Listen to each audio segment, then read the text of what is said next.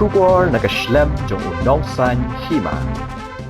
Menteri rang ba kajelau Conrad kongkel sangma uloong bagi jingkren bagi jingken tho ya ki balale de ki kattu kat ni ngut ki nong elam jong ki seng ha ka bede bagi jing Pynïasoh jong ki MLA ke Kongres ke NPP ka bade ka seng ke babat ya ulah kam sensyar ha ka jela kalong tang ka jingkren kot la ni du jingkermen namar bagi MLA ki bala Pynïasoh bat ke NPP ke la kren syai baka daw baki kwa ban ye don lang bat ke sorkar kalong ban wanra ye ka roy ka keu halaki jong ki constituency bat baki breu jong ka than ki nyo jing mentoy badu Conrad ula ongru ba yo le si ka daw baki MLA jong ke Kongres ki wan ban Pynïasoh bat ki NPP kala bandai bakim Shaniah ya ki nongelam jong ka seng ka baki don habaya keren berkilat pathai kubor hadin balawai ke jingyalang jong ke kinhun menteri mentaka sengi balang ke sau terik unailur arajar arpusau nakalyang Conrad uloong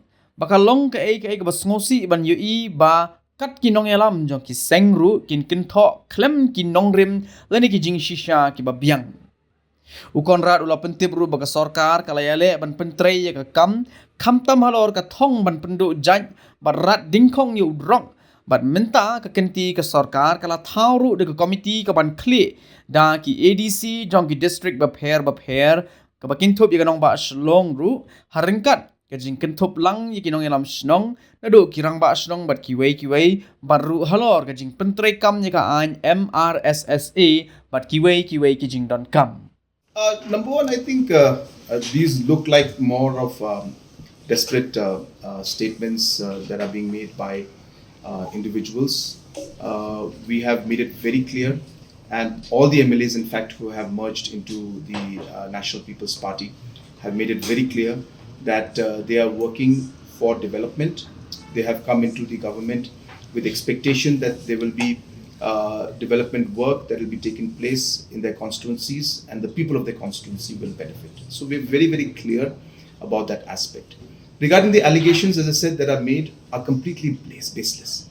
One can make any allegations, and it's very unfortunate that responsible leaders at that level could make such statements without any basis or any kind of facts is something that is really, really unfortunate. And a strong allegation like that individuals are involved in drugs, which is, I said, not just completely wrong in terms of our the society, but it is anti-national in its in entirety, and the kind of effect and impact it has. The amount of work that we have done to ensure that we are curtailing and we are ensuring that we are able to capture, pick up people and stop the entire flow of drugs. A lot of efforts have gone in, and you've seen it in the last 3 years, the amount of work that has been put into by the government to control this entire scenario. And more will be done in the coming days. In fact, we have just notified a committee that will be headed by ADCs in different districts, including Shillong, where we will have members from different localities also part of it, headmens and rangbashnongs and development committees and so on and so forth.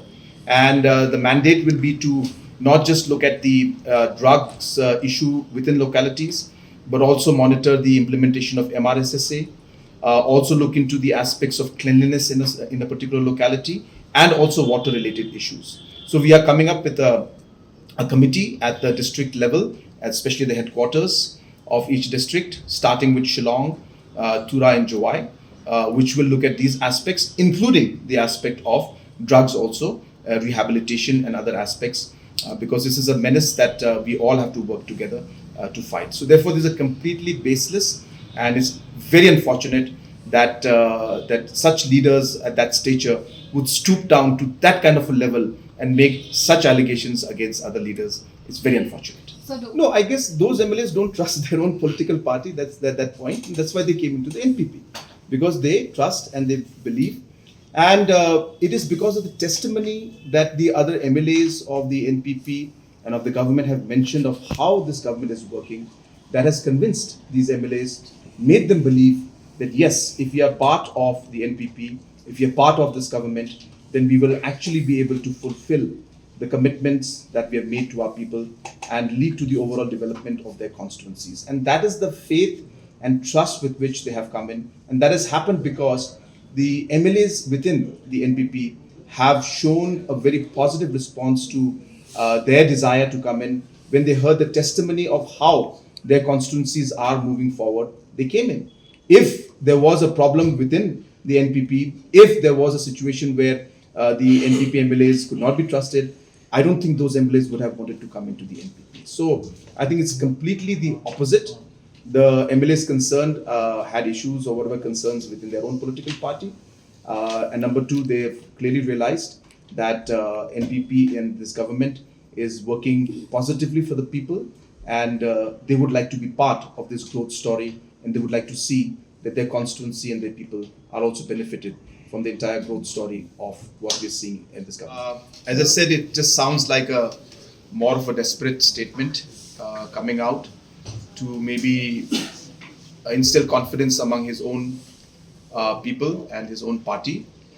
But the fact that today the coalition has got almost 45 MLAs, even before these three MLAs joined in, and most of the coalition partners are very committed to the coalition, and we are also equally committed to them. And in spite of, as I said, the commitment that has been given by the coalition partners, that is there, that includes, as I said, many even independents are there. Larger parties like the UDP is there, and other BJP and other political parties, HSPDP, all are there. So we are not at all in a desperate position, as mentioned. In fact, this has strengthened us. Today, we are at a point where the NPP has its majority. But as I said, that does not mean that we are, in any way, looking at it from any arrogant point of view. No, we are very humbled. I mentioned this in my speech also, that I'm humbled by the joining of these leaders. I'm humbled by their trust on the government and on the party, and for them coming in and joining us. And as I said, it is nothing but a clear message of confidence in this government, clear message of confidence in the leadership, clear message of confidence in the National People's Party. And that is how I look at it. Whatever the other points that the opposition is mentioning, I really don't have any comments to make on it. They will be in a better position to reply. We have already written also myself. I've already met the Home Minister in this. And in my last meeting, I've already mentioned, and I've got a categorical reply and message from him. Nobody will be allowed to enter our borders. I mean, one or two incidents here and there are different issues, but we're not going to see any kind of a formal or a kind of a large-scale immigration or movement of people from Bangladesh coming in. We are hopeful that the situation is now on the improving side, I should say. It's not deteriorating. Still tense, but it is, I should say, slightly more stable compared to what it was initially. We are also seeing the trade normalizing at the border area also. So these are good signs. So I don't expect that we will see any major challenges in the coming days, but we should be alert. We should be careful. I also want to share with you that I'll be going to Delhi for the GST Council meeting, which is on the 9th. During this visit of mine for the GST Council meeting, I will be once again meeting the Honorable Home Minister, and I will be stressing on the need to strengthen and re-sanction and reallot more projects for the border area development. So this is, in fact, we've just finalized the memorandum today. I'm sharing it with you because you asked this question. Details of the memorandum I cannot share. Once I submit it there, I will give a small press release on it. But we are also moving on that line because it's not just about sealing the borders, it's about economically strengthening our borders, infrastructures, overall facilities for the people living in the border area. So whatever we've done in the past, I think maybe we need to do a bit more now, keeping the situation in mind and the overall fluid situation that we have out there. So yes, all of these are being taken into consideration, but as I said, I do expect that we'll be able to, the situation will improve. Trade has started in many locations, and we hope that things will start normalizing.